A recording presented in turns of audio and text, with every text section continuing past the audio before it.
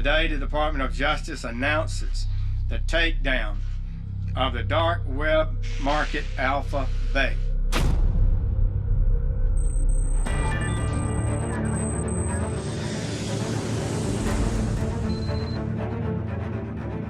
ตัวอาชญากรคนนี้เป็นผู้ต้องหาที่มีความชำนาญด้านเทคโนโลยีอันดับหนึ่งถือว่าเป็นเบอร์หนึ่งของด้านไซเบอร์ครามเลยครับเขามีบ้าน2 หลังติดกันเป็นทาวน์เฮาส์ตรงคำ2 หลังและกำลังซื้ออีกหลังหนึ่งรถทุกอย่างเขาจะใช้แบบเป็นซูเปอร์คาร์หมดทุกคันแต่ทำงานจริงๆจังเราไม่เห็น The website was grossing close to $500 million per year, so we're talking about, $300 to $500 million a year.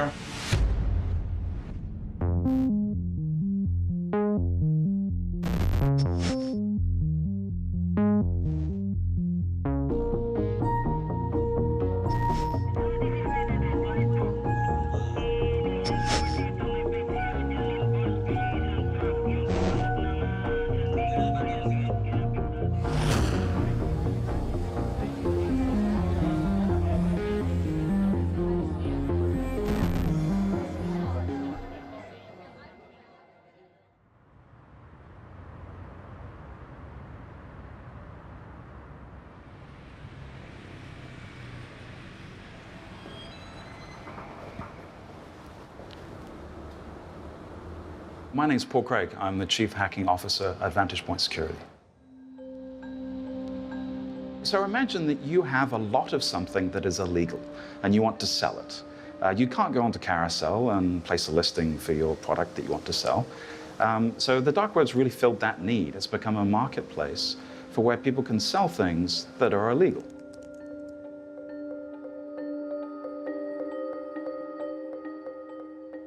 So here we can get a diploma from almost any school for 0.1 of a Bitcoin, so $1,000, $1,100.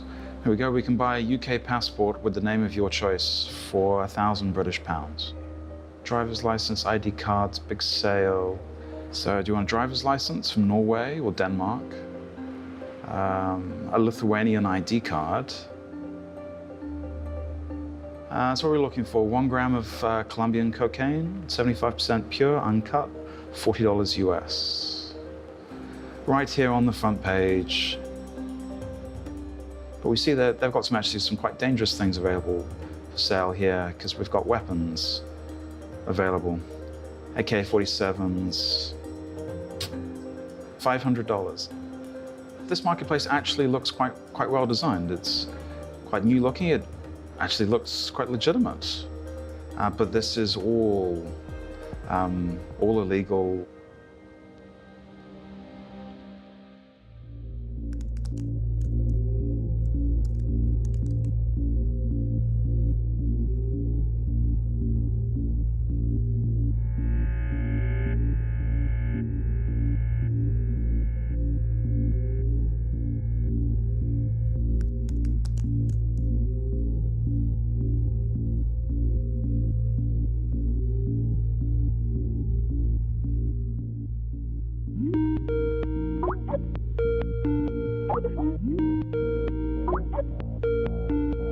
So think of it as eBay without the auctions or Amazon Marketplace. It's exactly the same thing in spirit. The only difference is that because the site is anonymous, people are not shy about trading illicit goods. Alpha Bay very much looked like a really simple cut-down e-commerce site. Very, very simple. Just had categories and lists of products and prices. You would click on the link of the product and you could see a photo and a brief little description. Top rated, great reviews, very strong, lab tested. And a lot of people had comments about how they secretly ship their items. So it would be shipped in a CD case, or this will be hidden in a vase or something.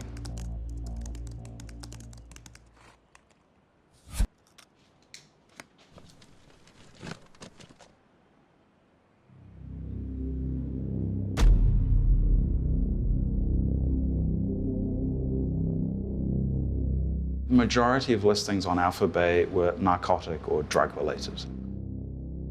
There were like hundreds of pages of listings for different categories. You would see a lot of pictures of narcotics, guns, and things that are generally illegal.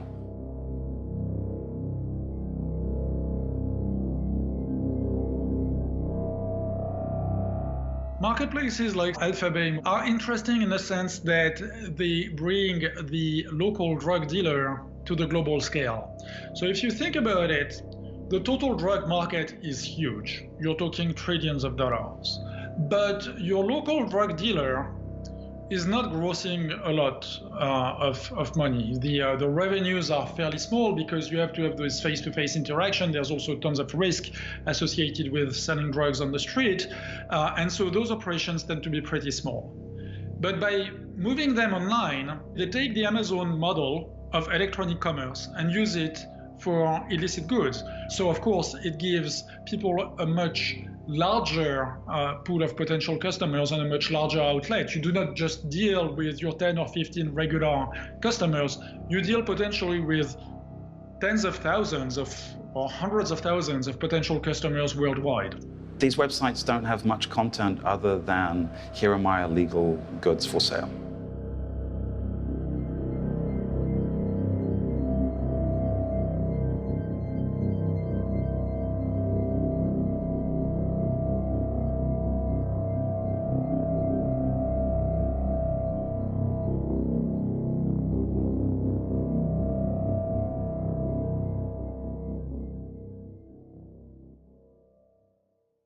Technology will not only allow legitimate business to thrive, but will also allow criminals to use that technology in order to just have a better return on investment.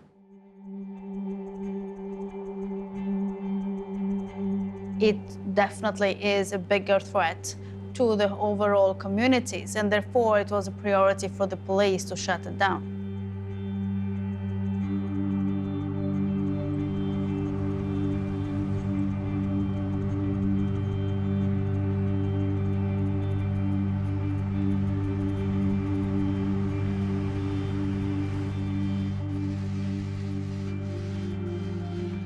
Good morning. Today, some of the most prolific drug suppliers use what's called the dark web, which is a collection of hidden websites that you can only access if you mask your identity and your location.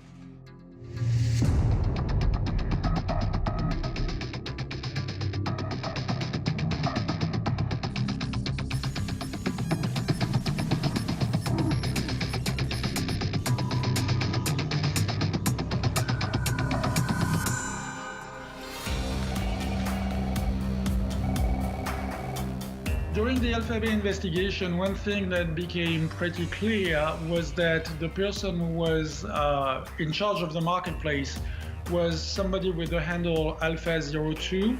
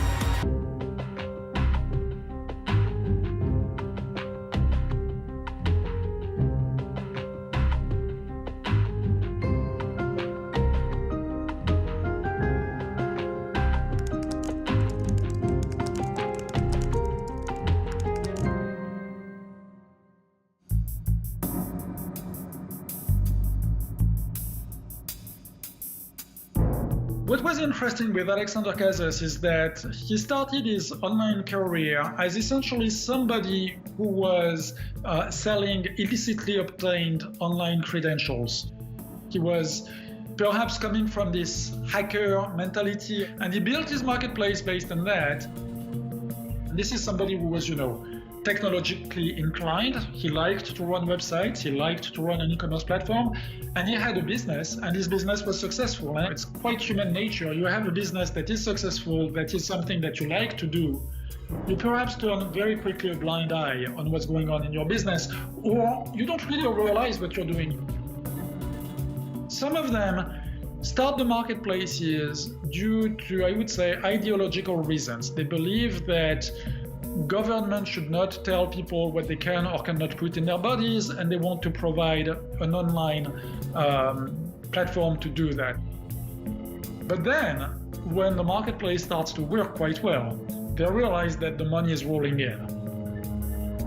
They basically just get a thrill of operating those markets, and that's essentially what leads them to their downfall.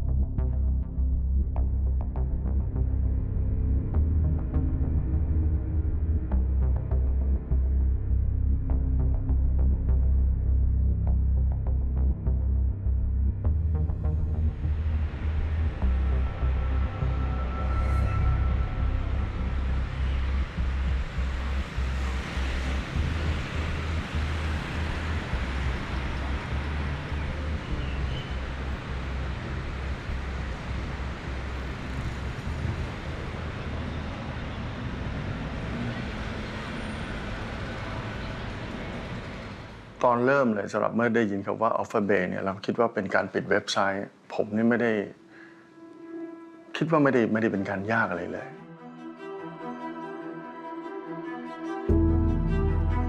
แต่เพื่อนอเมริกันเนี่ยก็พยายามบอกช่วยพดรู้จักแมคโครไหมอะไรอย่างเงี้ยบอกรู้จักแมคโครใหญ่บอกถ้าบอกว่าถ้าแมคโครขายยาเสพติดแล้วถ้าใหญ่กว่าแมคโครสัก50 เท่าเนี่ยใหญ่ไหม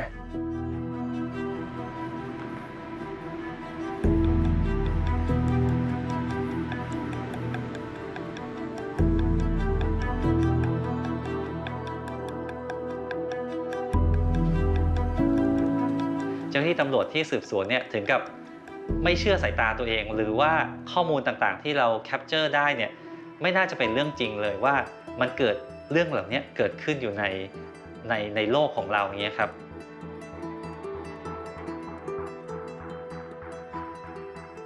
การที่อาชญากรคนหนึ่งเนี่ยสามารถที่จะบริหารเว็บไซต์นะครับที่มีมูลค่าเป็นหลักหลายพันล้านนะครับมีการกระทำความผิดสูงที่สุดได้เนี่ยเขาจะต้องมีการบริหารจัดการที่ไม่ธรรมดาพอเราเริ่มศึกษาเราจะว่าเว็บนี้มันผู้ที่เข้ามาใช้หรือมาติดต่อเป็นแสนคนถ้าเป็นยาเสพติดเนี่ยก็คือว่าหายากนะครับที่กลุ่มนักค้ายาเสพติดนี้มีกลุ่มนักค้ายาเสพติดถึงกลุ่มละ100,000 คนเนี่ยคือการปราบยาเสพติดเราเนี่ยผมอย่างผมทำเนี่ยผมก็ทำมา30 ปีแล้วแต่ operation อันนี้มันแปลกเพราะมันเกี่ยวกับเทคโนโลยีแต่จากการสืบสวนขยายผลมาเรื่อยรู้ว่าในที่สุดน่าจะอยู่เมืองไทยเราก็จึงเข้ามาสโคปใกล้ชิดแล้วก็สืบสวนใช้เวลาอยู่หลายเดือนอยู่กว่าจะรู้ว่าตัวเขาอยู่ประเทศไทย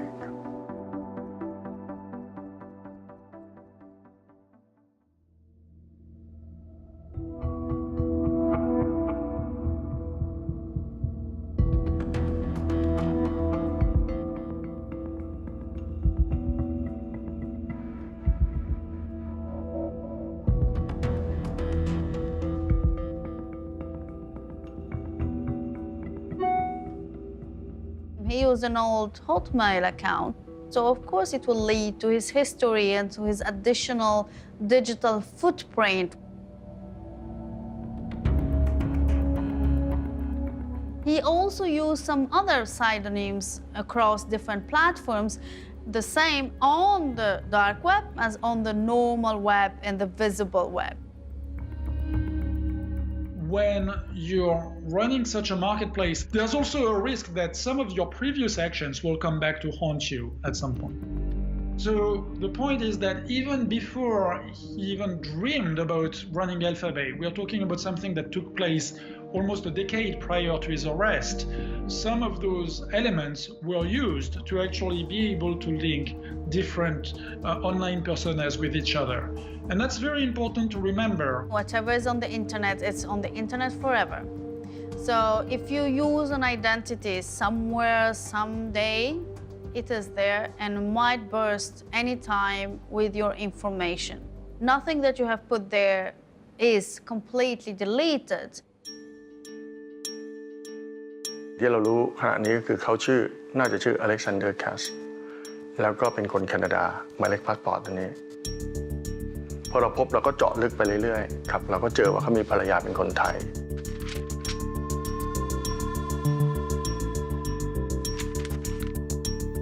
เราก็ทำการสืบสวนเขาก็ไม่มีอะไรคือไม่ได้ทำอะไรเท่าไหร่แล้วก็สอบถามจากข้างเคียงหรือเก็บข้อมูลก็ทราบว่าเขาทำเกี่ยวกับคอมพิวเตอร์ใช่ไหมเราก็พยายามดูเขาทำคอมพิวเตอร์อะไรขายอะไรมีทรัพย์สินอะไรซึ่งเราดูว่าโอ้โหเขามีทรัพย์สินเยอะนะ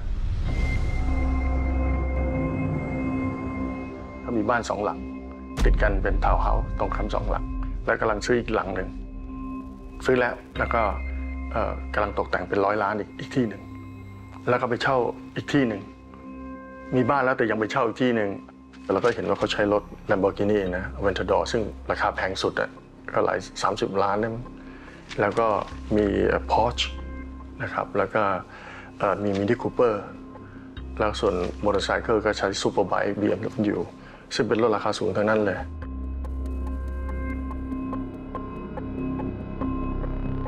บางมื้อเนี่ยตัวนายอเล็กซานเดอร์แคสเนี่ยสามารถที่จะใช้เงินประมาณ1 ล้านหรือ1.5 ล้านบาทในการกินข้าว1 มื้อได้เขาสามารถที่จะใช้เงินซื้อได้ทุกอย่างและเขาก็ใช้ชีวิตที่หรูหราจริงๆ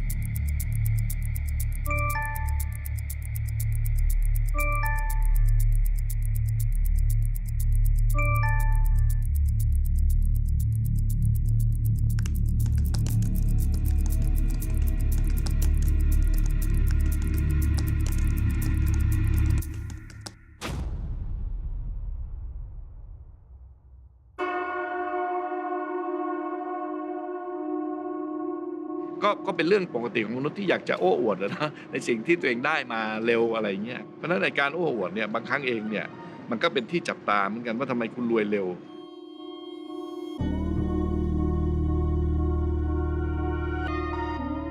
มีบ้านหลายหลังมีรถดีหลายคันไปโน่นเข้าโน่นออกนี่แต่ทำงานจริงๆจังเราไม่เห็นมันจะเป็นไปได้ยังไง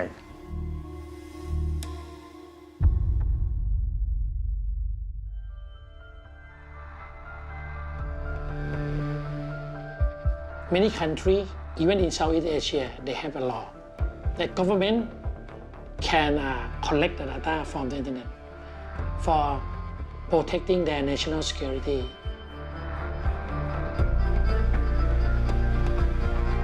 They call it lawful interception.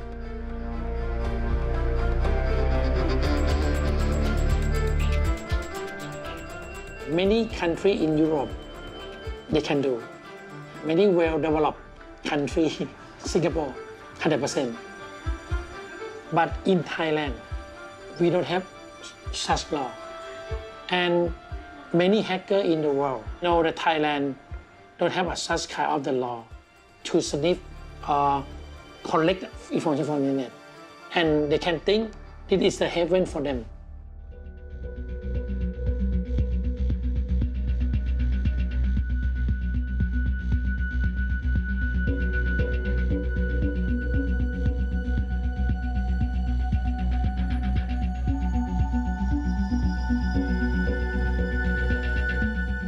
Sorry Picture case is a world-class big case. We are the source of the IP address that attack Sony Pictures. We found that we has been hacked by the foreign hacker. All the IP address of the attacker originate from USD and the hotel in Bangkok. They compromise the server and they use that computer server to hack into the Sony Picture. We have many cases, not only Sony Picture. We have cases that we hack into the other government in Asia, in Europe, in United States. They come to our country and they compromise, hack the server, and we call this attack attribution.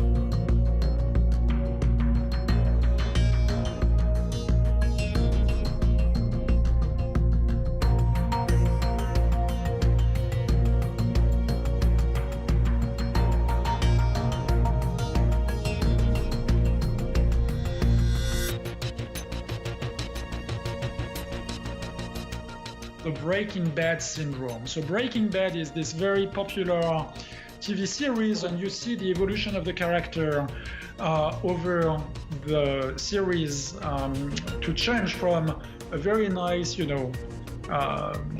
upstanding citizen to an absolutely horrible criminal. Even more than money, there is kind of the thrill of doing this business and realizing how powerful you are.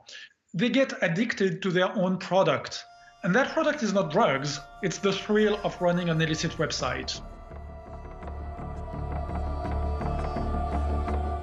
Alphabet is an online anonymous marketplace that is running anonymously on the internet.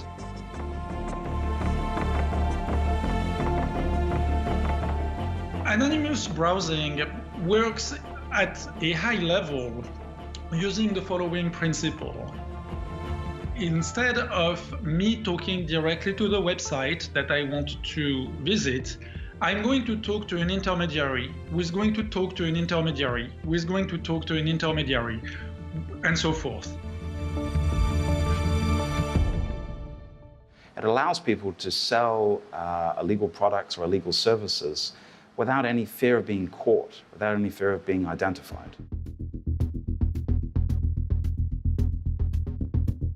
You could be in any country in the world, and it would be quite challenging to prove that you were the one selling something on the dark web.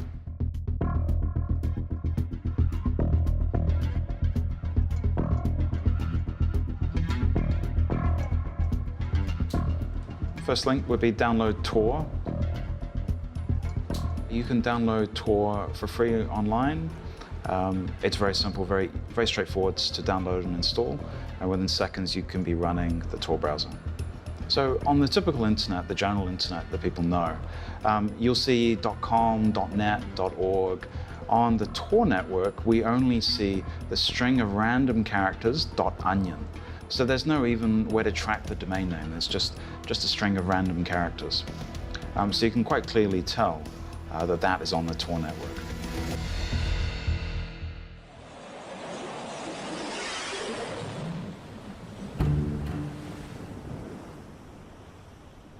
Originally, Tor was a byproduct of the Office for Naval Research to provide a mechanism for intelligence agents and spies to communicate back to the US government anonymously. Over time, the use cases have expanded. So journalists would be a great example. Journalists researching a topic inside a country that might be considered politically sensitive. We need to be able to do things that might be censored by their government.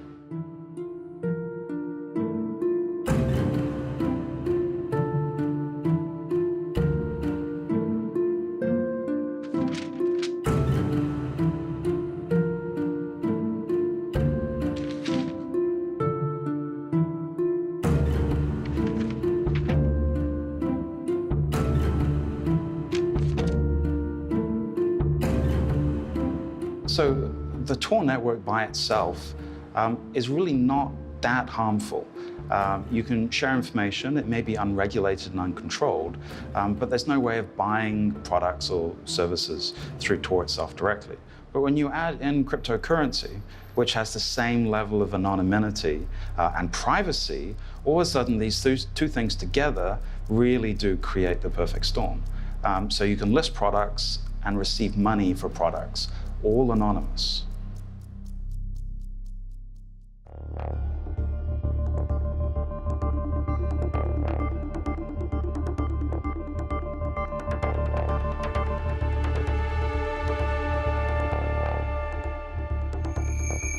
When I was working on the sort of great project of my life back in 2013, and trying to figure out things like how could I get this archive of material to journalists? So how could they see things in a safe way that's uncontrolled?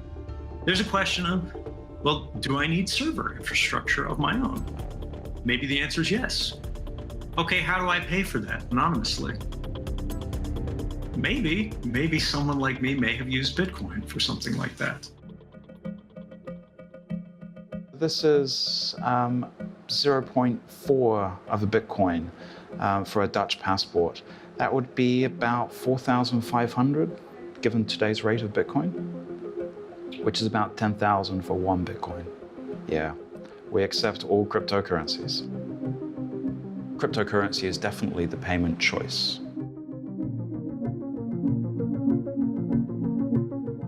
So that is my Bitcoin wallet. And this gives me the QR code. If someone else wants to send me Bitcoin, they just scan this QR code, and then it goes to my Bitcoin address, and then the Bitcoin will come into my account. Bitcoin can be used for many legitimate things, many legitimate reasons. It just happens to also be the #1 choice for people selling things on the dark web. There's no way of tracking it.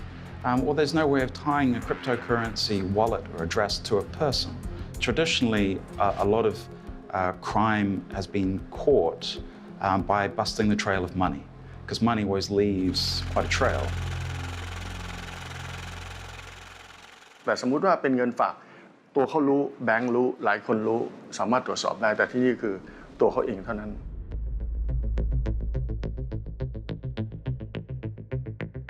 จะเห็นว่าการค้าเนี่ยมันเหมือนเป็น virtual มันไม่ใช่เป็น actual มันเป็น virtual ไม่ว่าการค้ายาเสพติดข้อมูลในไฟล์ต่างมันอยู่ในอากาศทั้งหมดเลย So you can send millions of dollars to someone else in the other end of the world and receive goods in return without anyone in between actually seeing or knowing. The growth of cryptocurrencies, it's been very much pitched directly on the growth of the dark web and financial services on the dark web.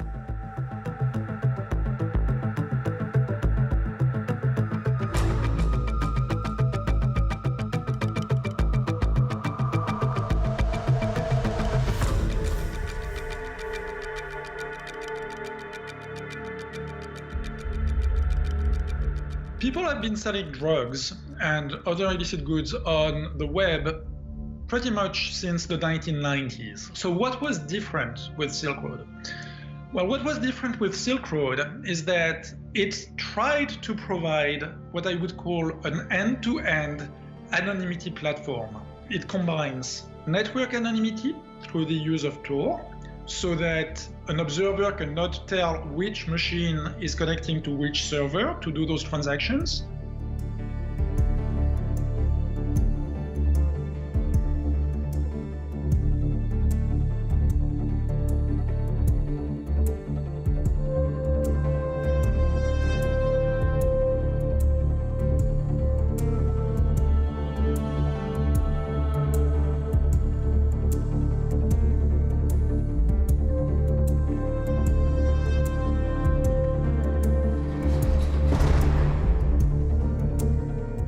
You might have thought, well, the police has shown that they can arrest those people, and so you'd be foolish to enter this line of business because you're going to get caught.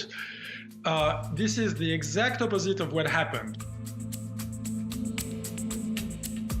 People were convinced that there was demand from customers and that there was a viable business idea in there. ผมคิดว่าอาชญากรรมคอมพิวเตอร์เนี่ยตัวที่อธิบายได้ชัดเจนที่สุดสำหรับไซเบอร์ครามเนี่ยตอนนี้น่าจะเป็นเรื่อง demand supply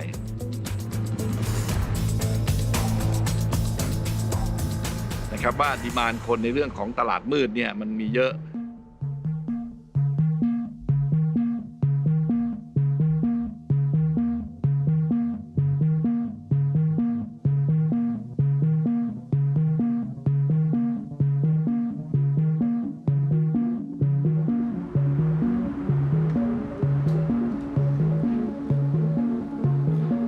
Okay, so for this one, we need to register an account. You can see they use PGP authentication, so quite privacy focused. Let's see if we can find another marketplace. Okay, we need username and password for that one. I think the Alphabay was quite unique, that it was so quick and easy to get on board and to get in. Definitely contributed to its success. Initially, it was not the largest website. It was a very small website. They were primarily selling credit cards and other digital goods. So in 2015, Alphabay really got into the spotlight for selling stolen Uber and TalkTalk information.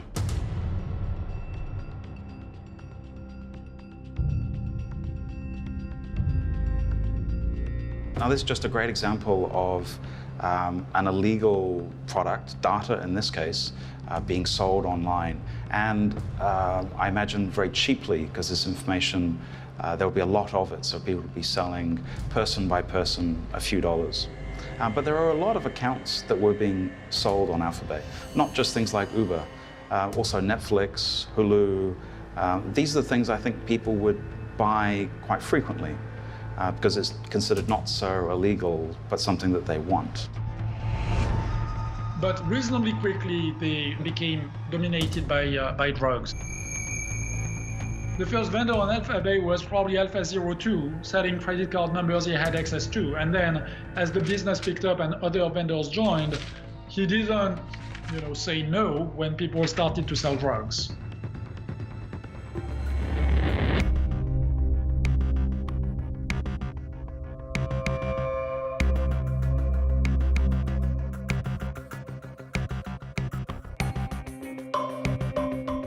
It's very interesting to ask yourself, how many people does it take to run a dark web marketplace?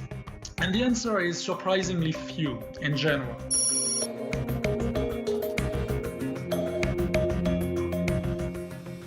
A lot of the people who start those marketplaces, they are not drug syndicates, they are not career criminals, they are people with a very strong IT background. This is really white-collar crime, which makes sense for the operator of the platform. After all, operating a website is an IT job. But what is interesting is that you see the same marketing techniques that are being used by legitimate businesses, social networks like Twitter, Reddit, and they have some quote-unquote social media consultants that are essentially promoting their brands on those social networks.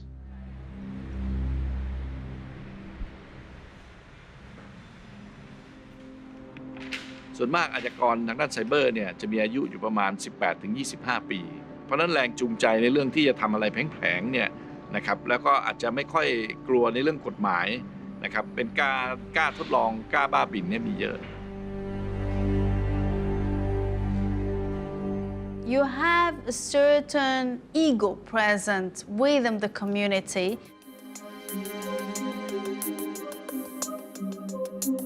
The knowledge that the general public lacks understanding about cybersecurity, that makes some of the cybersecurity hackers thinking that they might have almost like superpowers and they are so good that no one will find them. คือมันมีกลุ่มอาชญากรกลุ่มหนึ่งซึ่งเขาอาจจะมีความรู้สึกว่าเขาท้าทายนะครับอาจจะมีความรู้สึกว่าสนุกมันเป็นเกมอย่างหนึ่งนะครับอันนี้ใน criminal mind เนี่ยนะครับของคนกลุ่มหนึ่งพวกนี้มี It's got to be a little bit exhilarating for those people. It's got to be something that provides a thrill, a high, so to speak, no pun intended. In the particular case of Alpha Bay Marketplace and the reach and the amount of users that particular marketplace reached, probably the owner had a feeling of success, a feeling of being untouchable because he reached a certain level that they didn't find me until now. I don't think they will catch me. ตอนแรกเขาก็ไม่คิดว่าเราจะล่วงรู้ถึงขนาดนี้ได้นะเขาเป็นคนที่ฉลาดมากนะครับซึ่งใครจะรู้เท่าทันก็ได้ไงเขาคงวางไว้หลายชั้นก็อย่างที่ว่ากว่าเราจะใช้เวลาคนเป็นร้อยใช้เวลาเป็นเดือนสู้กับคนคนเดียว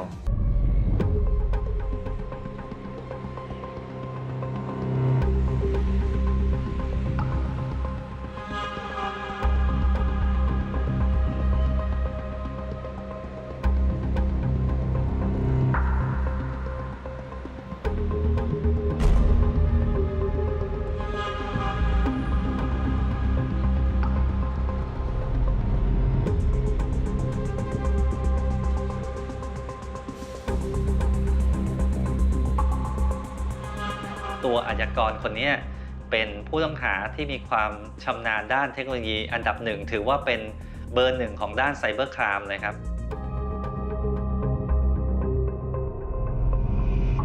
อาชญากรคนนี้มีความชำนาญในการหลบหลีกเส้นทางในการตรวจสอบของเจ้าที่ FBI มานานนะครับซึ่งตอนนี้เราสามารถที่จะสืบสวนจนทราบแล้วว่าเขาเนี่ยมากระทำความผิดในประเทศไทยฉะนั้นเนี่ยเป็นเรื่องยากมากครับที่เราจะต้องรวบรวมพยานหลักฐานในการจับกุมตัวอาชญากรคนนี้ให้ได้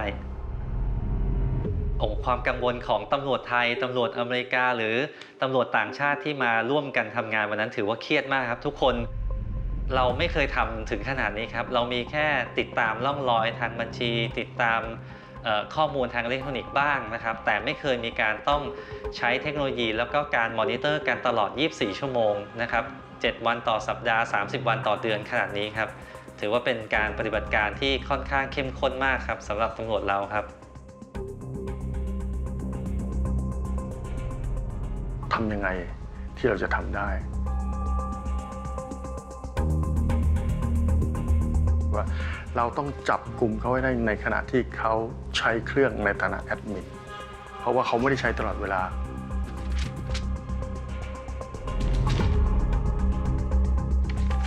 Seeing someone's laptop logged into the marketplace also shows that intent. It shows that you are actually the person who's adminning this marketplace. So people that are using Tor cryptocurrencies will almost certainly be using extra security precautions on their laptop. So if law enforcement came, you just close your laptop. It's a giant encrypted brick. There is nothing more watertight than being logged in as an admin through an illegal marketplace. You're clearly involved.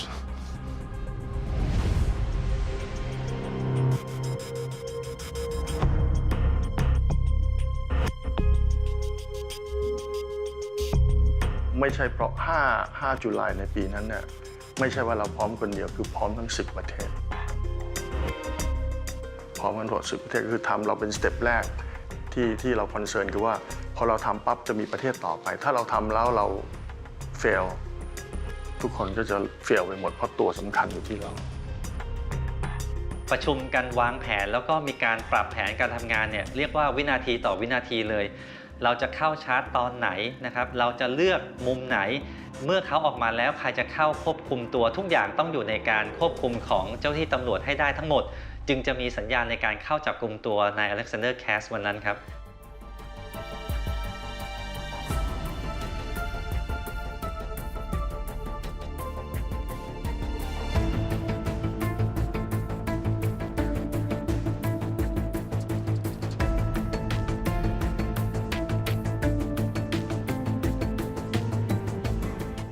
คือคนเราเนี่ยกว่าจะรู้สติเนี่ยมันใช้เวลาประมาณ5 seconds ในการที่จะตัดสินใจ respond อะไรสิ่งเหล่านี้เพราะฉะนั้นเราจะต้องทำในสิ่งที่เราวางแผนไว้ให้เรียบร้อย ภายในเวลาวินาทีอันจำกัดเพราะถ้าเขารู้ตัวว่าเราจะมาเรื่องคอมพิวเตอร์เขาจะปิดเราจะมาเรื่องโทรศัพท์เขาก็จะปิดทุกอย่างต้องเสร็จภายใน9 เซคันด์เราจะต้องเข้าควบคุมตัวแล้วยึดอุปกรณ์อิเล็กทรอนิกส์ให้ได้ทั้งหมดครับเพื่อยืนยันว่าเขาไม่สามารถที่จะสั่งการหรือมีการเชื่อมต่อออนไลน์กับระบบอื่นในการเข้าถึงเว็บไซต์ของ Alphabet ได้อีกครับอันนั้นถือว่างานของผมเนี่ยจะต้องทำให้ทุกคนเนี่ยมั่นใจได้ว่าเราสามารถคอนโทรลเว็บไซต์ Alphabet ได้เป็นที่เรียบร้อยแล้วครับ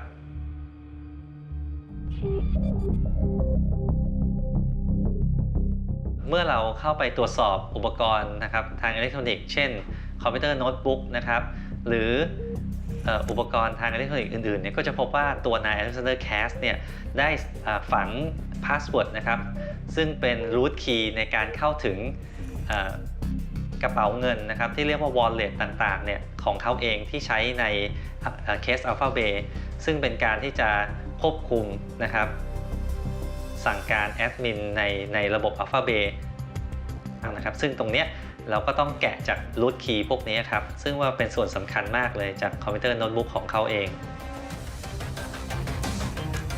Most people use very simple passwords like password or I love you or baseball or things like that. People who run those marketplaces use hard to break passwords. If you think about a passphrase, not a password, but say a phrase that's a paragraph from a book, all of a sudden becomes very, very challenging to try and guess that. Trying to break one of those passwords would take an enormous amount of resources. It's not even clear that it's possible. And breaking the encryption itself is basically infeasible with today's technology.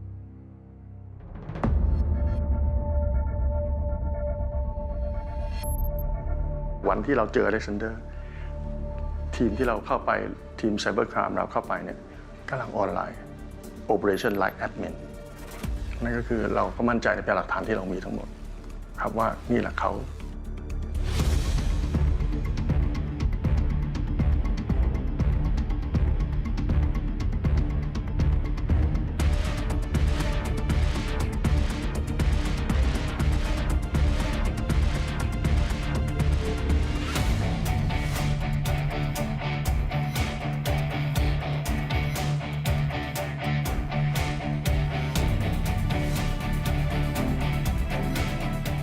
People thought that Alphabet had committed an exit scam. The platform was still there, but you really couldn't take money out of it. The reason why the police did this was to lead people who were on Alphabet to go someplace else, to go to a different market.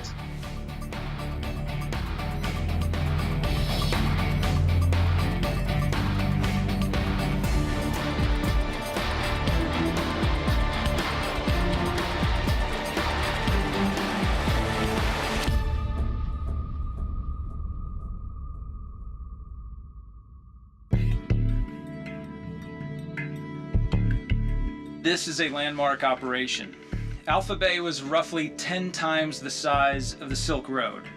So we're talking about multiple servers in different countries, hundreds of millions of dollars in cryptocurrency, and a darknet drug trade that spanned the globe.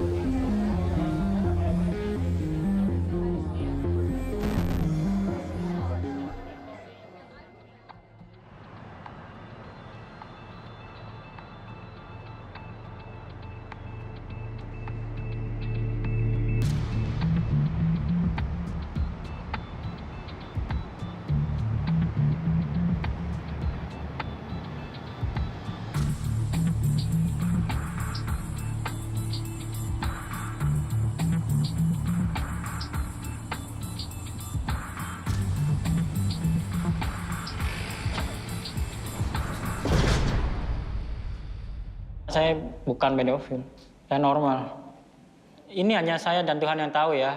Itu hanya bohong karena saya dipaksa untuk mengakui bahwa saya ada korban, padahal tidak ada.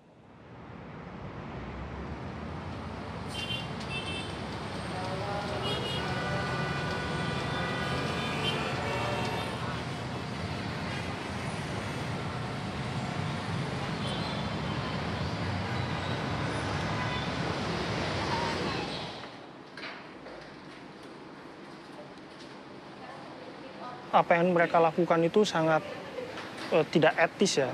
Saya bilang jahat karena ingin men-share foto di dalam sebuah grup yang mereka tahu bahwa di situ berseliweran video porno, foto-foto porno.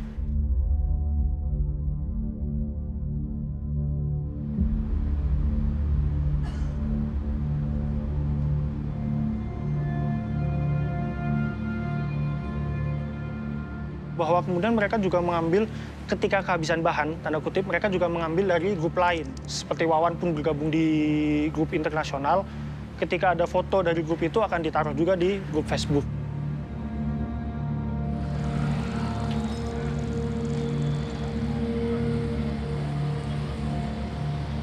Foto-foto yang mereka share itu kebanyakan terjadi di tempat publik.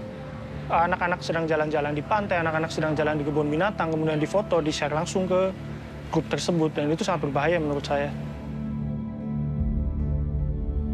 Saya sempat melihat beberapa percakapannya, banyak tips yang kemudian ada di grup itu.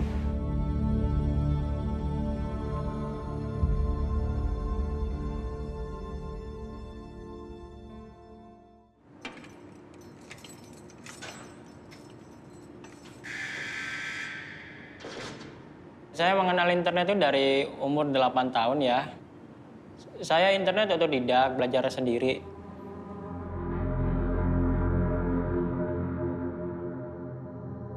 Masa kecil saya orangnya introvert, pendiam. Saya lebih suka main dengan gadget saya daripada orang-orang. Waktu kecil saya suka bermain warnet. Saking senangnya ke warnet, saya jalan kaki sampai 1 jam ke warnet itu. Sampai ada aktivitas, akhirnya saya nemu satu pekerjaan, yaitu operator warnet. Jadi ya kehidupan saya di warnet sih banyak kan.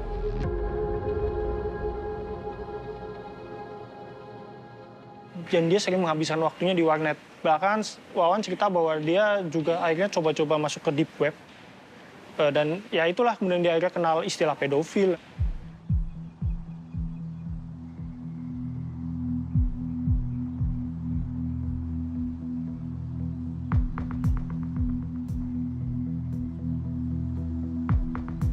Dia diangkat anak, bibi sendiri, dibesarkan. Jadi background keluarganya yang tidak mampu, makanya dia tidak lulus, tidak tamat sampai sekolah SD.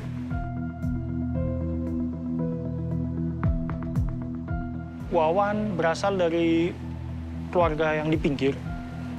Ketika mereka menemukan sebuah grup dan mereka merasa, wow, di grup ini saya menjadi leader nih, saya menjadi pemimpin nih, seperti itu, saya bisa mengendalikan banyak orang. Wawan ingin pride, bangga, teman-teman saya banyak dari internasional. Dia naif, dia boleh menyangkal bahwa dia tidak pernah intercourse dengan anak kecil, bahwa dia bukan pedofil, tapi once dia men-share sebuah foto, dia juga tahu bahwa di situ ada kecenderungan yang foto-foto di-share adalah foto anak kecil dan segala macam, video seks anak kecil, dan dia menutup mata, dan dia sengaja menutup mata, dia menikmati kebanggaannya sebagai admin.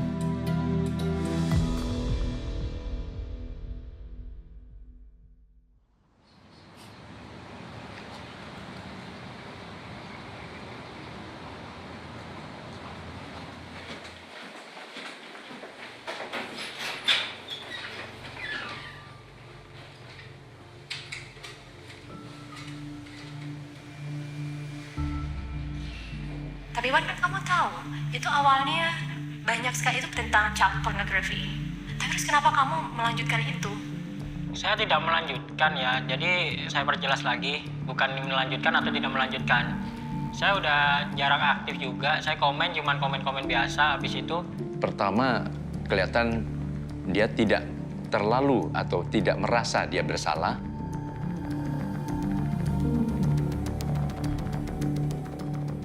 Kemudian kedua, dia merasa menjadi korban. Dan yang ketiga, dia mengklarifikasi bahwa dia bukan pelakunya, dia bukan ini, maksudnya tidak sekedar untuk menjadi pedofil dan sebagainya.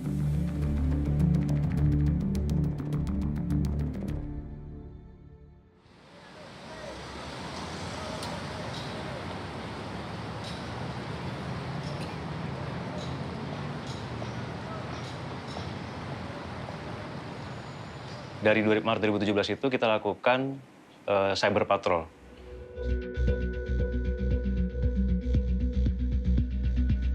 Cyber patrol yang kemudian kita temukan bahwa ada grup Facebook di situ yang namanya Loli Candy, yang kemudian dia isinya yaitu mengenai child pornografi.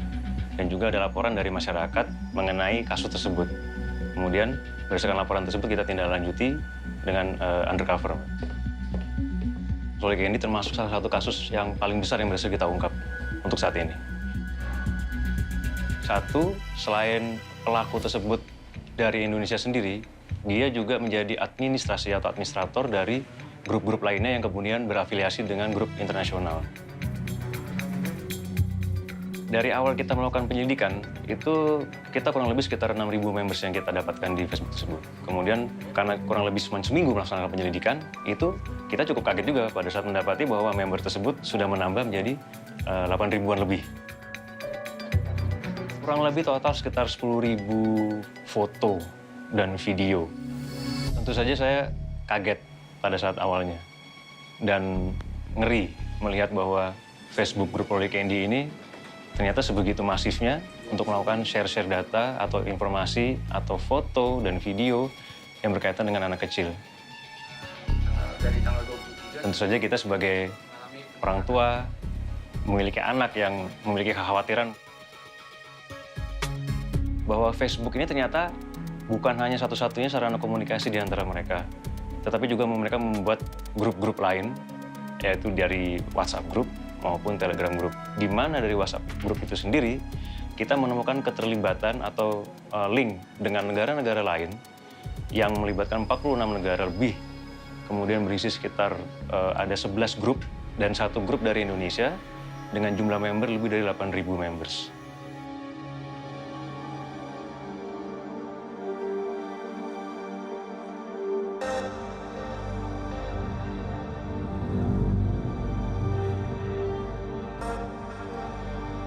Karena mereka tahu bahwa Facebook akan melakukan sensoring terhadap apa yang mereka upload, kemudian akan memban akun mereka pada saat mereka melakukan posting-posting hal yang dianggap vulgar oleh Facebook, maka mereka beralih ke WhatsApp Group. Dibandingkan dengan yang ada di Facebook, yang di WhatsApp Group memang lebih vulgar. Jadi mereka lebih berani bicara, mereka lebih berani untuk share foto-foto dan video real.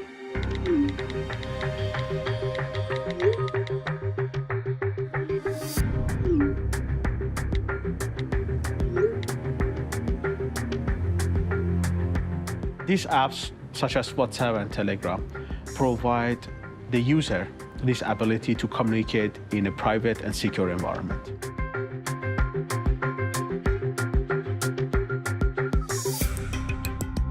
That's why in this case, for instance, they can build chat groups, which is point-to-point encrypted, and easily share the information in a private and secure environment.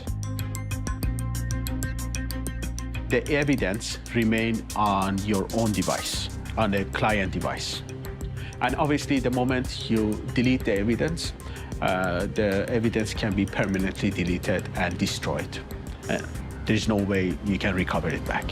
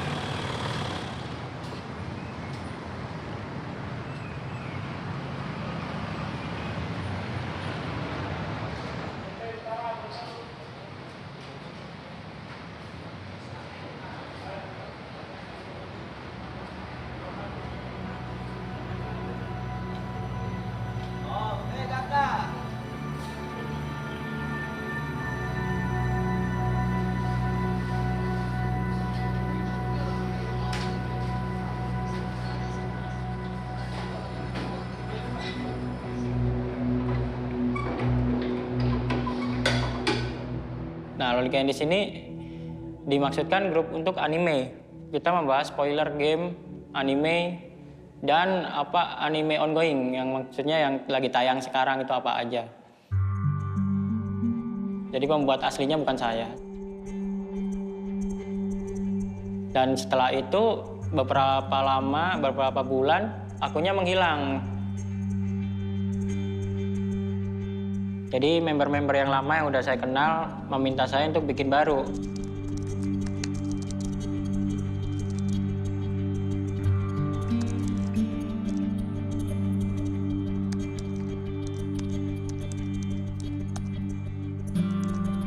Wawan disebut sebagai otak, dia admin utama.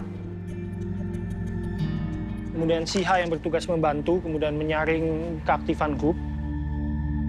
Tide dan Deden tentu member dan mereka juga admin dan yang paling rutin kemudian mengupload video dan foto.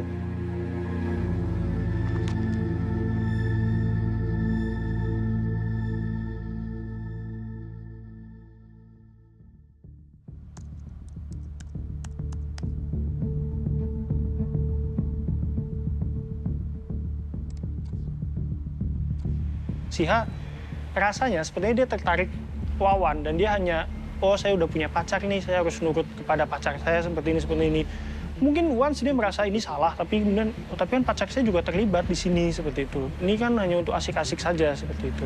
Siha, Wan, pacar kamu? Bukan, teman dekat. Saya kenal dia itu di Facebook. Kenal, ternyata kita ngobrolin soal anime dan kita nyambung gitu.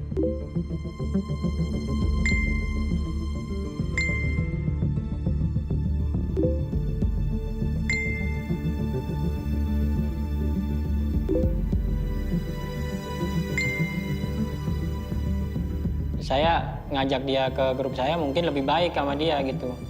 Mungkin dia bisa lebih aktif lagi.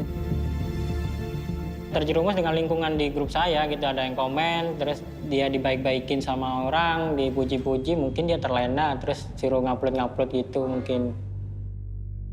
Tide itu dulu meminta saya untuk menjadikan dia admin.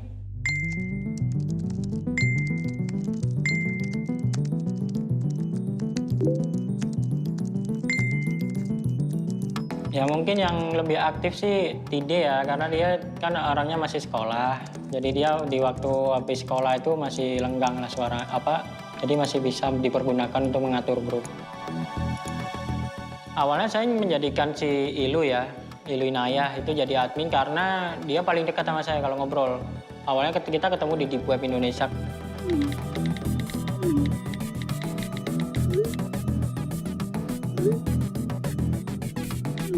Nah di grup saya dia tertarik sekali dengan anime juga, dengan OST anime gitu.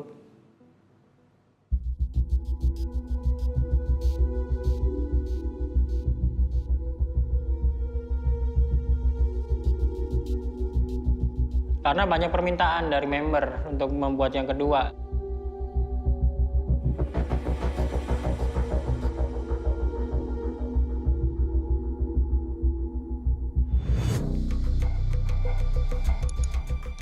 Official Loli Candy 18+. 18+-nya artinya apa, Wan? Ya biar yang gabung di situ orang-orang dewasa aja, jangan nggak ada yang anak ABG yang posting sembarangan. Tujuannya seperti itu. Jadi mau bahas pornografi juga yang dewasa gitu loh, yang orangnya udah dewasa. Dan kita itu ada dulu kalau nggak salah pernah bikin peraturan posting pornografi itu di atas jam 10 malam sampai pagi.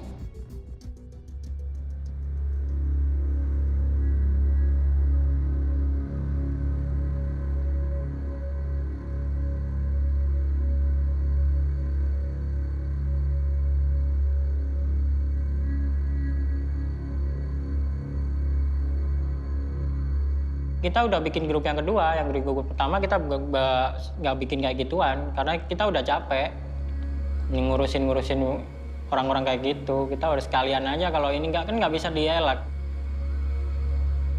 Mereka cuma upload foto aja ya, mungkin foto anak kecil lagi gitu aja, teman disensor. Video porno, video jav, video porno anak kecil juga ada.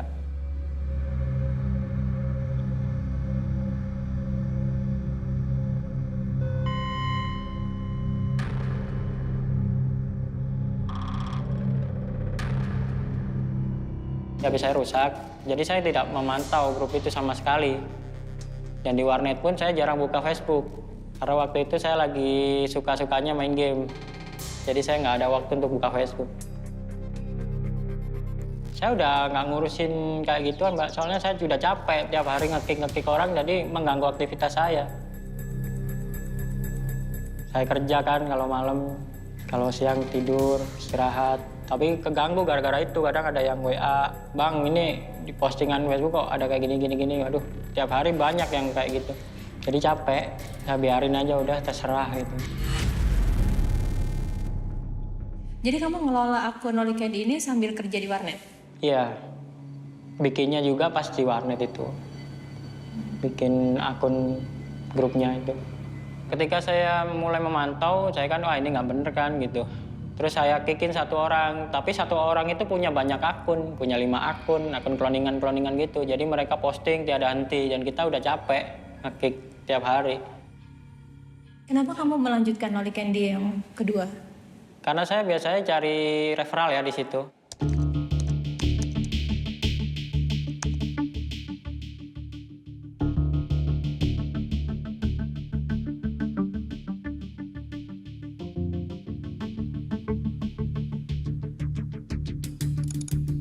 Jadi saya bikin link game gitu, tapi saya pakai ADS, Adfly Advertising gitu, dan saya dapat rupiah dari situ.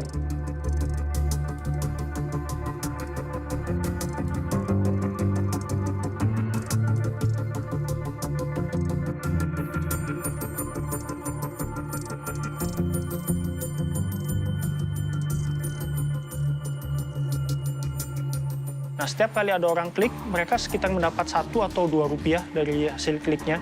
Hanya 10.000 sebulan atau 20.000. Ya hanya cukup untuk beli paket data saja sih, kata dia.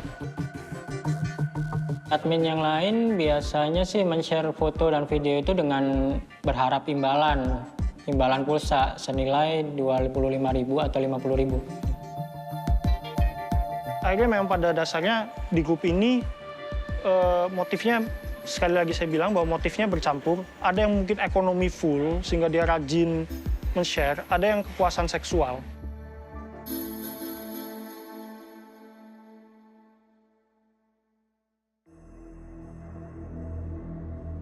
Tapi kamu ada akhirnya rasa ketertarikan kepada anak-anak? Enggak, sama sekali enggak. Kalau dulu penasaran. Cuman ketertarikan enggak. Ya penasaran karena di video yang saya lihat itu si anak kecil ini kayak udah diajarin gitu loh, kok nggak takut, nggak apa gitu. Kok bisa gini kan, anak kecil kan pada umumnya kan polos. Kalau diajak yang aneh-aneh gitu kan pasti takut. Dan yang saya lihat ini malah kebalikannya. Aku baca ada 6 anak kecil yang jadi korban Wawan. 3 sudah mengakui gitu kalau Wawan pernah deketin. Oke, waktu itu awalnya saya dipaksa ya.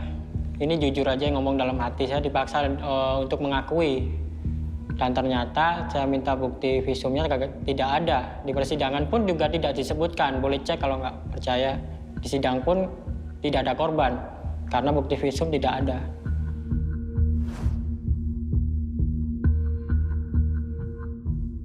Aku mau tanya dong, Wan. Ini ada salah satu posting kamu. Oh, itu akun saya yang duplikat tadi, yang banyak mengaku-ngaku akun saya. Akun saya asli, saya nggak pakai foto. Nggak pakai foto asli. Akun saya yang asli ya. Saya cuma pakai icon aja, icon tim game saya dulu.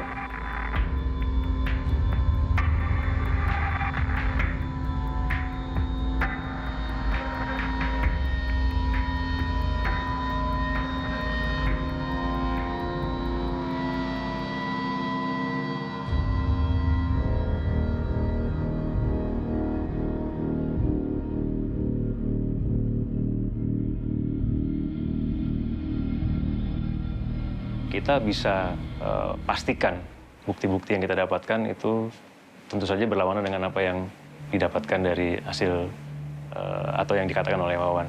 Yaitu selain menyebarkan foto dan video, juga dia sebagai yang membuat foto dan video tersebut juga sebagai pelaku langsung terhadap anak-anak itu sendiri. Di antara yang sebagai korbannya dia adalah tetangga dan keponakannya.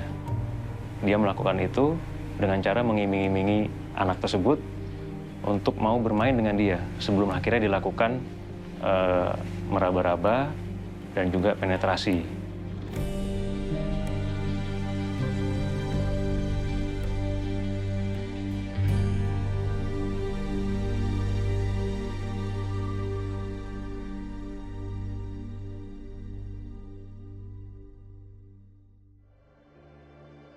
Tujuan destinasi wisata di Indonesia ini sering ada sebutan sebagai surga pedofil dunia seperti itu.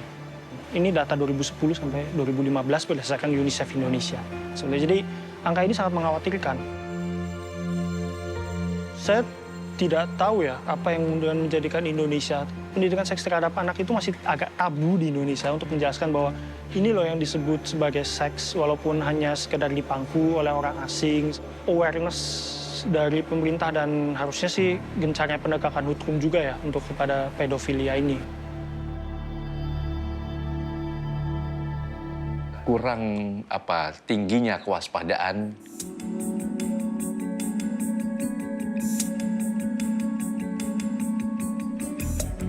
Kasus pedofilia ini sudah sangat darurat untuk Indonesia, sehingga harus betul-betul serius menanganinya. Jadi dalam hal ini perlu ditingkatkan kewaspadaan dan kesadaran masyarakat. Berani mengatakan tidak, berani mengatakan jangan. Kadang-kadang dalam konteks sopan santun, nggak boleh begitu, nggak sopan dengan tamu.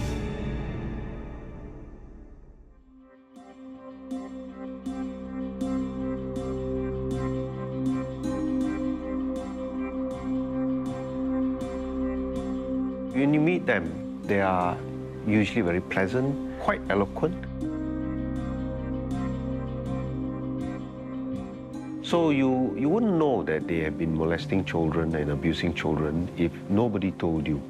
That's exactly the kind of qualities that will make a child warm up to such a person, because they don't appear threatening at all. And this is the whole modus operandi, because by being so friendly and warm and approachable and trustworthy, in inverted commas, parents would leave their children with these individuals, and then these individuals take advantage of the children. So there is a certain persona, there's a certain presentation that these individuals developed that is worked to their advantage. This whole process is a process of grooming, where the person connects with you with the view of exploiting you totally. Mereka saling bercerita bahwa dengan menjadi guru TK, mereka akan gampang mendapatkan korban anak-anak. Salah satunya adalah pada saat mereka selesai berolahraga di sekolah. Dengan tubuh yang berkeringat, mereka mendapatkan kepuasan dengan hanya mencium bau keringat anak itu sendiri. Bahkan mereka saling, istilahnya kayak saling jago-jagoan, bahwa saya bisa mendapatkan foto tetangga saya bisa men-share foto ponakan saya, dan itu keponakan sendiri. Bahkan mereka juga melakukan kekerasan dan kemudian divideokan dan di-share terhadap mereka sendiri. Suatu hal yang perlu kita waspadai bahwa kadang-kadang kita menyangka pedofil ini hanya pria.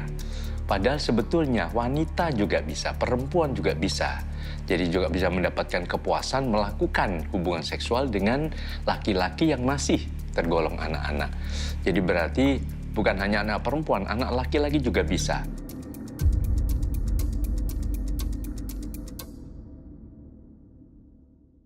Syihab mengakui bahwa dia ada di grup itu, tapi dia membantah bahwa dia aktif men-share foto anak kecil dan segala macam.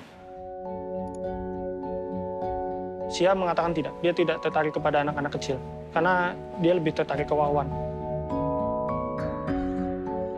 Memang sebetulnya pedofilia ini kan ada yang betul-betul faktor bawaan, tapi juga ada faktor lingkungan. Jadi faktor bawaan yang memang ada suatu penyimpangan perkembangan psikoseksualnya sehingga lebih menyukai anak-anak, sehingga itu akan terus menyasar anak-anak. Faktor lingkungan bisa karena pernah menjadi korban, kemudian bawah sadarnya memicu suatu keinginan semacam balas dendam dan sebagainya, atau juga pengaruh dari teman-temannya, lingkungannya. Kadang-kadang kalau ada suatu korban eksploitasi seksual, kekerasan seksual, dan sebagainya, kita hanya sibuk menangani pelaku. Korban dilupakan.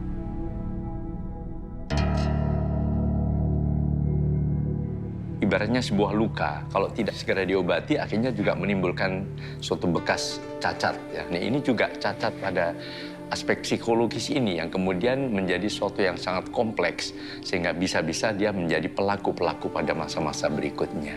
Termasuk yang inisial V tadi, termasuk juga yang menyampaikan hal itu juga.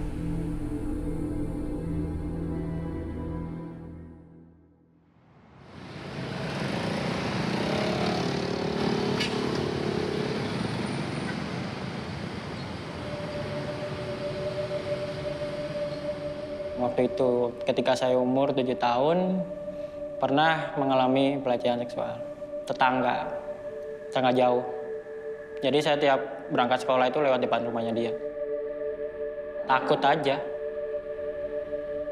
Saya nggak bilang karena dulu saya diancam-ancam. Kalau lewat situ nggak bakal, nggak bakal selamat gitu. Seperti itu. Jadi saya takut, saya mending menutup mulut. Dan saya juga ngomong sama orang itu kan nggak bisa, curhat sama orang itu nggak bisa, jadi saya lebih memendam aja.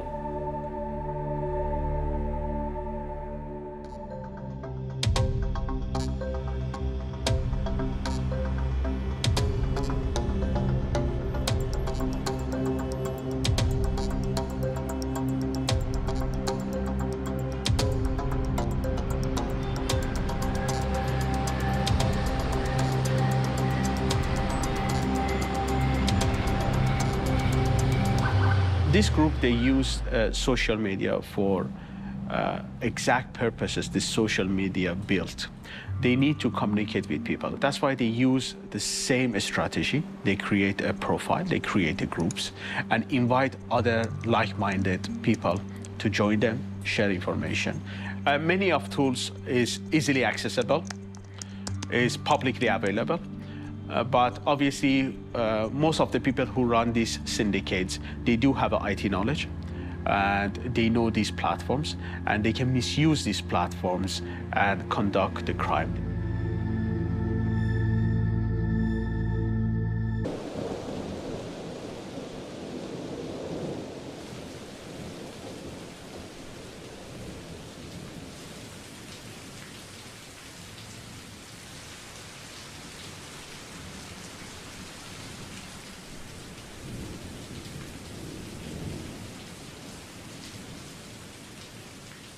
Kamu tahu kan kalau child pornography itu kriminal gitu?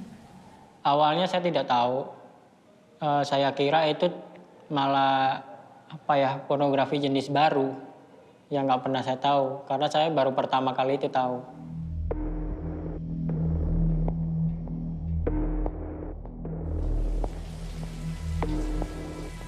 Ketika saya tahu itu kriminal, saya makanya pengen ninggalin grup itu.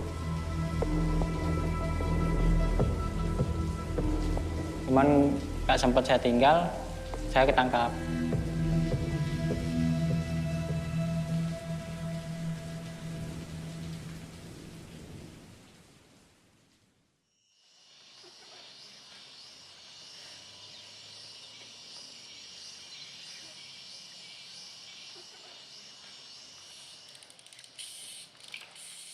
Biasanya saya bersosial media setiap hari setelah anak-anak saya berangkat ke sekolah dan suami saya berangkat ke kantor.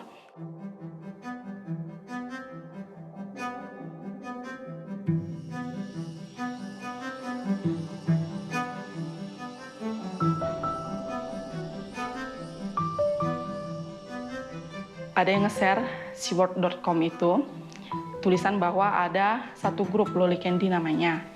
Saya bagikan ke grup saya namanya Fun Fun Delicious. Saya ceritakan ke mereka kalau misalnya ada grup yang namanya Loli Candy yang mengincar anak-anak. Respon dari teman-teman awalnya nggak percaya. Mereka pikir saya terlalu parno, terlalu takut, menyebarkan hoaks.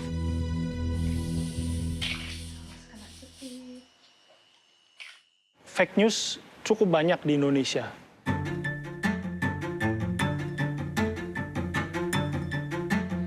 Saya ukurannya dari ini ya, tim cek fakta aja sehari bisa 5 kali mengecek sebuah berita ini benar atau tidak, seperti itu.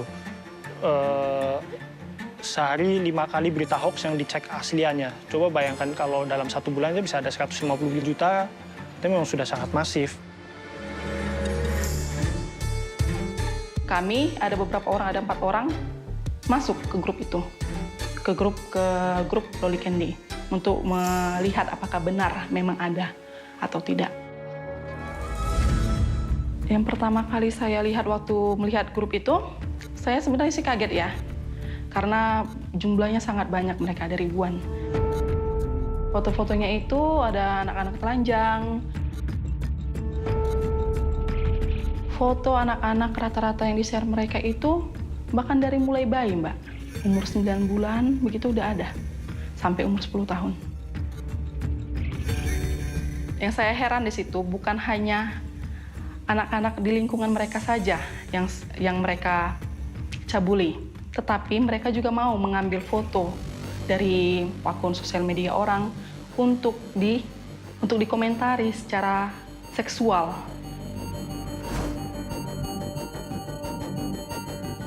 Percakapan yang saya lihat di grup itu, salah satunya adalah bagaimana caranya supaya anak di bawah umur tidak pendarahan ketika dicabuli. Bagaimana tipsnya, bagaimana caranya anak-anak itu juga tidak mengadu kepada orang tuanya.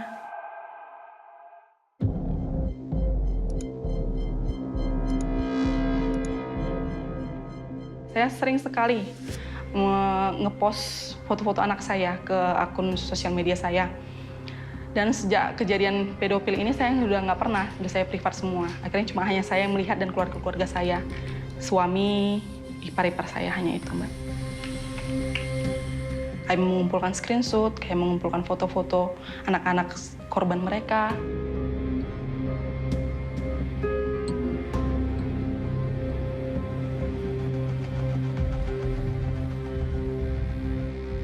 Kita lega dan berterima kasih kepada pihak kepolisian karena menanggapi dengan serius keluhan ibu-ibu.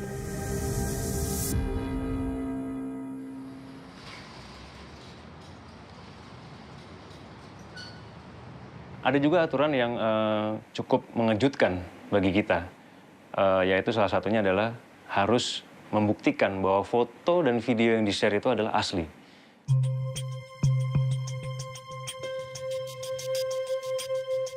Tide ini sengaja membuktikan bahwa dirinya bisa men-share foto-foto atau video aslinya untuk mendapatkan respon atau mendapatkan kepuasan, sehingga cukup dikenal di kalangan member-member yang lain.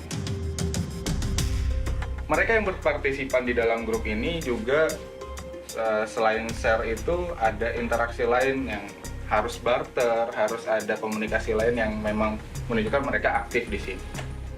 Dan kalau mereka dapat foto apapun itu, mereka harus menuliskan caption dari mana lokasinya, dari mana asalnya, untuk meyakinkan bahwa foto itu benar ada. Biar mereka nggak di-kick dari grupnya. Dari kecocokan yang tadi disampaikan. Mereka juga mempunyai salah satu aturan, atau dari satu member ini, mereka mempunyai kebiasaan membuktikan bahwa video atau foto yang dikirim oleh mereka itu adalah asli.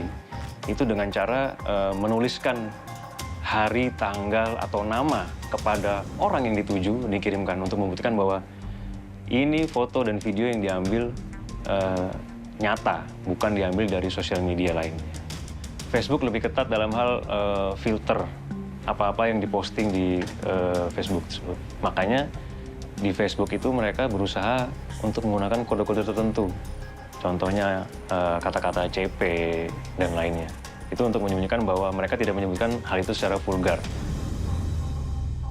Masih ada interaksi seksual di dalam itu dilarang sama mereka karena itu udah otomatis di-ban sama Facebook.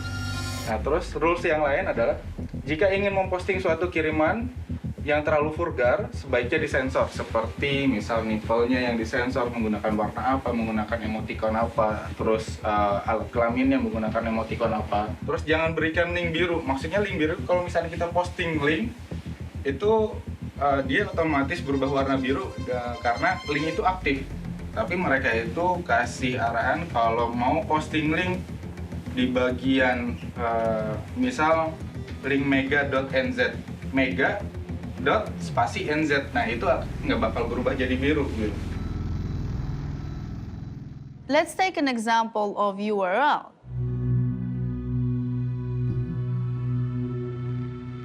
If that URL will contain a keyword that will be flagged by the software, for example. However, if the URL is shortened, the keyword is not anymore present in the URL, and that particular software might not detect it. What we see on the internet currently, the search engine and the information that has been indexed by the search engine represents only 5% of the overall internet. So afterwards, you have what we call the deep web and the dark web.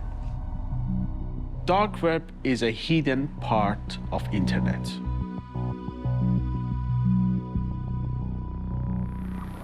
Obviously, they must have a social media platform. Why? Because they need to inform other members what information is available on a darknet.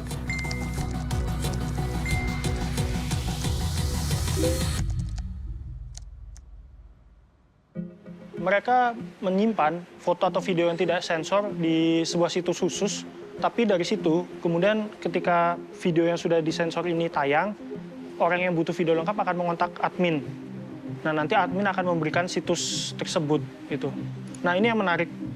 Satu hal yang menarik kenapa kemudian anggota grup Loli ini sangat banyak sampai 7.000 adalah karena situs yang disediakan Wawan dan lain-lainnya, situs untuk menyimpan video yang tidak disensor ini firewall-nya sangat sedikit. Jadi semacam kita tidak perlu harus mengklik ke server dan berkali-kali mengklik tautan untuk sampai ke situs itu. Rasanya hanya sampai 3 kali klik, kemudian sampai ke situs utamanya.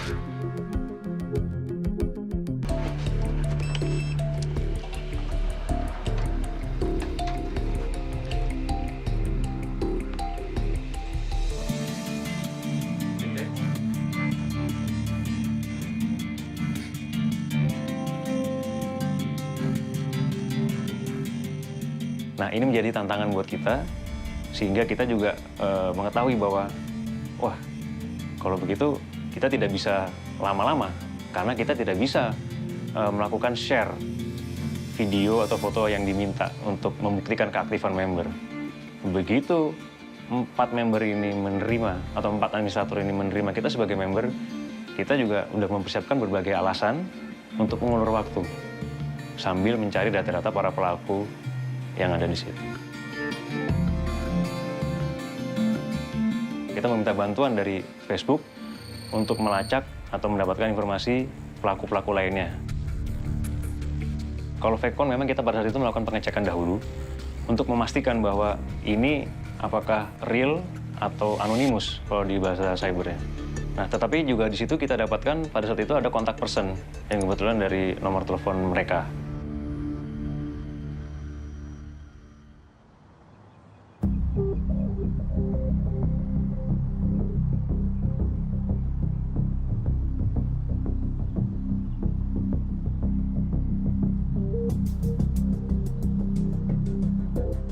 Wawan, dia pernah memfoto yang terang-terangan tetangganya sendiri. Dia memfoto seorang anak kecil, di-share ke grup itu, dan ternyata ada plat nomornya, sehingga polisi bisa melacaknya. Kita putuskan, pada saat itu kita rapat, membentuk tim dibagi ke 4 tempat untuk melakukan penangkapan secara bersama-sama. Itu cukup challenging buat kita.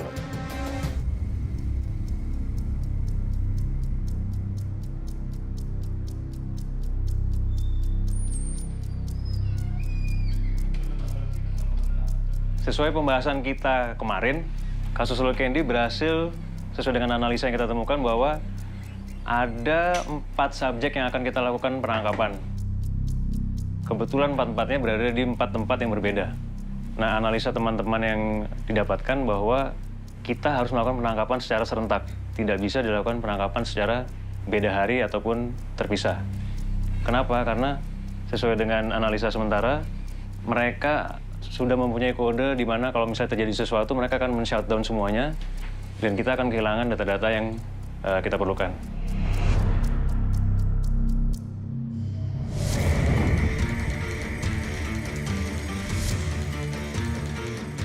Pada saat tetangga ada yang mengenali bahwa kemungkinan subjek wawan ada di rumah tersebut, kemudian kita cek lagi dari foto yang ada di Facebook bahwa ada satu sudut bangunan yang pernah difoto sama dia. Nah, ternyata sudut bangunan itulah yang membuat kita yakin bahwa foto tersebut adalah foto bagian dari rumahnya Wawan. Wawan ternyata cukup punya jaringan mungkin ya, di jaringan yang lumayan bagus di daerahnya. Dia mendapatkan informasi bahwa ada yang mencari dia. Dia sempat update statusnya dia bahwa ada yang mencari Wawan. Karena dia bilang bahwa kalau memang itu kawan saya, harusnya langsung aja dong gitu, nggak usah nanya-nanya. Nah, dengan update status itulah kita semakin yakin bahwa rumah tersebut adalah memang rumah yang ditinggali oleh Wawan.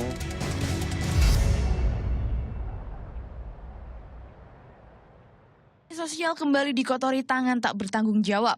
Sebuah grup di akun Facebook mengajak anggotanya menyebarkan konten porno. Polisi mengamankan 2 pelaku pedofilia dan 2 pelaku yang bertugas menyebarkan video.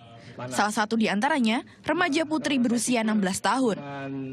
Ini dibentuk September 2016, beranggotakan 7.479 orang member, korban baru 8. Ya, namun demikian baru tadi ada pengakuan setelah saya interogasi di atas, sebelum turun, katanya ada grup lain juga, baik di Facebook maupun di WhatsApp, yang ada fotonya di gambarnya ada di handphone yang bersangkutan. Untuk yang di internasional atau di luar Indonesia, kita mencoba menghubungi dari penegak hukum lainnya, lewat salah satunya adalah lewat FBI.